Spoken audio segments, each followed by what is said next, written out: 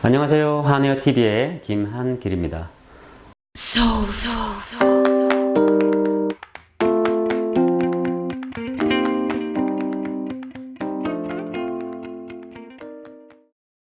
오늘은 연구연무제, 숫자와 알파벳이 주는 의미, 그리고 보색관계를 공부해 보겠습니다.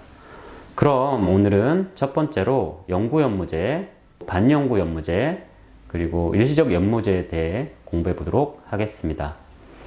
자, 옆에 보시면 연구연무제, 반연구연무제, 일시적 연무제에 대해서 표를 만들어 정리를 해 놓았는데요.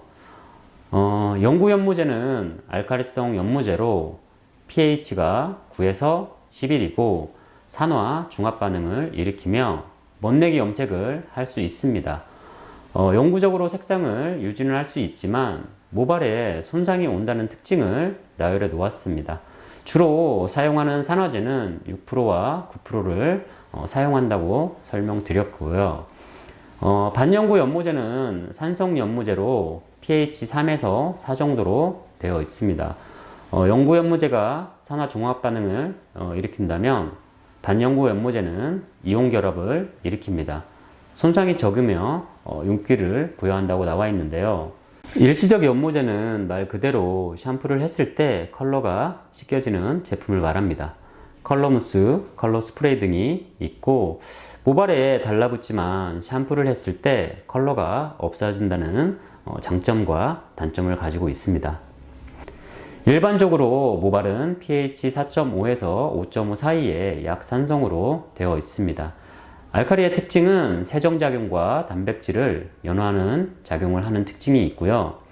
산의 특징은 살균작용과 단백질을 응축하는 작용을 하는 특징을 가지고 있습니다. 자, 그럼 다음으로 숫자와 알파벳이 주는 의미에 대해 공부해 보도록 하겠습니다. 먼저 염색약 반사빛에 표기된 숫자들을 보시면 0, 1, 2, 0.3, 0.4, 0.5, 0.6, 0.7 이렇게 표시를 하는데요. 어떤 회사들은 알파벳으로 표기를 해 놓았는데요. A, B, G나 Y로 표시하는 것도 있고요. C, M, R, M이나 G로 표시를 해주기도 합니다. 둘 다 같은 말을 다르게 표시한 거고요. 0번 같은 경우에는 숫자가 어디에 위치하느냐에 따라 자연스러운지 강한지를 나타내는데요. 자세한 설명은 뒤에서 예를 들어 설명해 드리겠습니다. 그리고 회사마다 반사빛을 알파벳이나 숫자를 다르게 표기하는 특징이 있으니 여러분들 참고하시기 바랍니다. 다음으로 반사빛 앞에 표기되어 있는 1에서 10번, 그리고 11번, 12번, 14번 등은 색상의 밝고 어두움을 나타내는 명도를 표시하는 숫자입니다. 1번은 검정, 2번은 아주 어두운 갈색, 3번은 어두운 갈색, 4번은 갈색, 5번은 밝은 갈색, 6번은 어두운 황갈색, 7번은 황갈색, 8번은 밝은 황갈색, 9번은 아주 밝은 황갈색, 10번은 아주 밝은 황갈색이라고 여러분들 읽어주세요. 역시 반사빛과 마찬가지로 회사마다 표기 방법이 다를 수 있으니 참고하시기 바랍니다. 예를 들어 보겠습니다. 7번 7.0, 7.4, 7.04, 7.44, 7.40 7번은 기본색을 표현합니다. 7번을 우리는 황갈색이라고 읽고요. 7.0은 강한 7번, 즉 강한 황갈색, 영어로는 블론드라고 말을 합니다. 7.4는 4번은 구릿빛, 쿠퍼를 설명합니다. 그래서 구릿빛 황갈색이라고 말합니다. 7.04는 0.04는 앞에 0이 오면 자연스럽다는 뜻을 말하는데요. 다시 말해서 자연스러운 구릿빛 황갈색이라고 말합니다. 다음 7.44는 0.44 구릿빛 두 개가 즉 같은 반사빛 두 개가 겹치면서 짙은이라고 표현을 합니다. 그래서 짙은 구릿빛 황갈색이라고 표현을 합니다. 7.40은 0.40 끝에 0이 오면 강하다는 뜻입니다. 그래서 강한 구릿빛 황갈색이라고 읽으시면 됩니다. 어떤 회사는 7.C, 7.cc, 7.0c, 7.10이라고 말할 수도 있겠죠. 그리고 7.4, 7.43, 7.45가 있다면 이 넘버를 읽을 때 뒤에서부터 읽으시면 됩니다. 7.4는 구릿빛 황갈색, 7.43은 금구릿빛 황갈색, 7.45는 자주 구릿빛 황갈색이라고 읽으시면 됩니다. 반사빛을 이해하려면 7.45에서 앞에 있는 4번은 주반사빛이라고 하면 되고요. 뒤에 있는 5번은 보조반사빛이라고 이야기를 합니다. 이러한 경우 주반사빛은 즉 4번 구릿빛이 메인으로 보이고요. 5번 자주빛이 보조반사빛으로 보입니다. 즉 주반사빛이 구릿빛이 70% 정도로 색이 더 많이 보이고요. 보조반사빛은 자주빛이 30% 정도로 색이 더 약하게 보이신다고 이해하시고 생각하시면 됩니다. 제가 회사마다 다르게 표기를 한다는 걸 강조하는 이유가 있는데요. 그 이유는 옛날에 디자이너 한 분이 오셔서 컬러 교육을 하는데 그때 컬러 교육을 받았냐고 제가 물어보았는데요. 근데 그분이 했던 말이 자신은 웰라 제품을 배웠는데 로레알 제품은 교육을 배우지 않았다고 말하더라고요. 그래서 제가 다시 한번 물어봤죠. 그럼 로레알 염색을 사용할 방법을 알겠네요 라고 물어보니까 그분이 모른다고 대답을 하더라고요. 그래서 제가 회사마다 표기법이 다르다고 강조하는 이유입니다.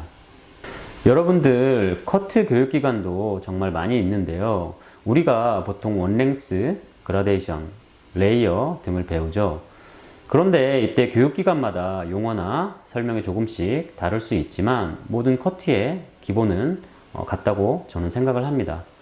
컬러도 마찬가지로 레벨 범위나 반사빛을 조금씩 다르게 표기하고 방법이 조금씩 다를 수는 있어도 기본 레벨, 반사빛, 블리치 레벨, 백모 커버, 보색 대비, 기연모, 염색 방법은 저는 비슷하거나 같다고 생각을 합니다. 어떤 회사의 컬러 한 가지만 정확하게 이해하시고 공부하셨다면 다른 회사의 컬러도 쉽게 이해할 수 있어야 컬러를 정확하게 배웠다고 말할 수 있습니다. 그럼 이번에는 보색 관계에 대해 공부해 보도록 하겠습니다. 일단 3원색, 1차색에 대해 알아보겠습니다. 3원색은 파랑, 노랑, 빨강 이 세 가지가 색의 3원색이라고 합니다.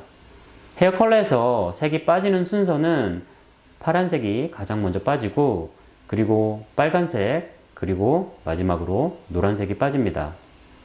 그럼 2차 색은 3원색을 서로 믹스하여 나온 색으로 보라색, 주황색, 녹색이 있다고 생각하시면 됩니다. 다음 10 색상환에 대해 알아보도록 하겠습니다. 빨강, 청색, 자주, 녹색, 보라, 연두, 남색, 노랑, 파랑, 주황 이렇게 서로 마주보고 있는 색인데요.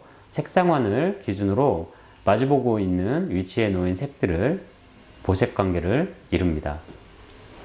즉 보색관계란 색상환에서 서로 반대되는 유채색과 무채색이 만나서 갈색이 되는 것을 보색이라고 합니다. 하지만 우리 헤어 컬러에서 10가지 반사빛이 없으니까 7가지로 나누어서 보색관계를 표현해 보도록 하겠습니다. 여러분들 지금 옆에 보시는 것처럼 0.1, 0.2, 0.3, 0.4, 0.5, 0.6, 0.7 이렇게 7가지의 반사빛이 있는데요. 뭐 영어로 표현하자면 A, B, Y, C, M, R, G 이건 지금 영어로 반사빛을 설명한 겁니다. 여러분들 영어하고 숫자를 병행하셔서 공부를 하셔야 될 것 같아요.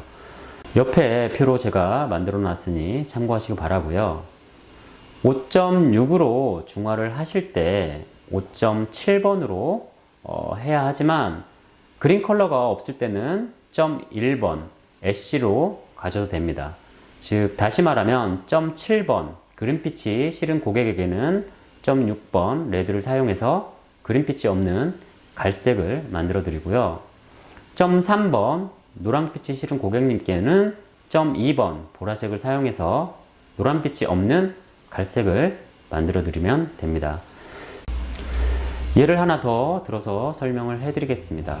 5.1 회색은 옷 자주빛을 이용해서 보색 대비를 하시면 될 것 같고요. 5.2 보랏빛은 5.3 노란빛을 이용해서 여러분들 보색 대비를 하시면 될 것 같아요. 5.7 그린빛은 5.6 레드를 이용해서 보색 대비를 하시면 될 것 같습니다. 혹시 컬러를 알파벳으로 표시를 한 제품이 있다고 여러분들 생각하시면 OA, OC, OV, OY, OR, OG처럼 여러분들 컬러 중화를 해 주시면 될 것 같습니다. 탈색을 하고 노란빛을 없애기 위해서 여러분들 청보라 샴푸를 사용하여 노란빛을 없애주는 작업과 같다고 생각을 하시면 됩니다. 자, 그럼 이제 보색 관계를 어느 정도 이해하셨나요? 여기서 제가 설명한 숫자나 알파벳도 각 회사마다 표기 방법이 다를 수 있는데요. 어떤 회사는 1번을 빨강이라고, 어떤 회사는 2번을 노랑이라고, 어떤 회사는 3번을 오렌지라고 이렇게 다르게 표현하는 회사들도 많다는 거 꼭 참고하시기 바랍니다. 그럼 오늘은 여기까지 공부를 하고 오늘 배운 내용을 간단하게 정리해 드리도록 하겠습니다. 연구 연무제에서 우리는 산화 중합 반응 그리고 pH 농도 이렇게 배웠고요. 반연구 연무제에서 이온 결합에 대해 공부를 했고요. 그리고 반사빛과 숫자와 알파벳이 주는 의미를 공부를 했습니다. 마지막으로 보색 관계에 대해 공부를 했고요. 그럼 다음 시간에는 자연모, 기본 레벨, 블리치 레벨에 대해 공부하도록 하겠습니다. 오늘 중요한 내용 많이 공부를 하셨는데요. 모르는 부분이 있거나 궁금하신 분들은 다시 한번 보시고 꼭 이해하셔야 다음 공부를 할 내용을 쉽게 이해하실 수 있으니 꼭 외워두시거나 다시 한번 내용을 참고하시기 바랍니다. 다음 시간에 찾아뵙겠습니다.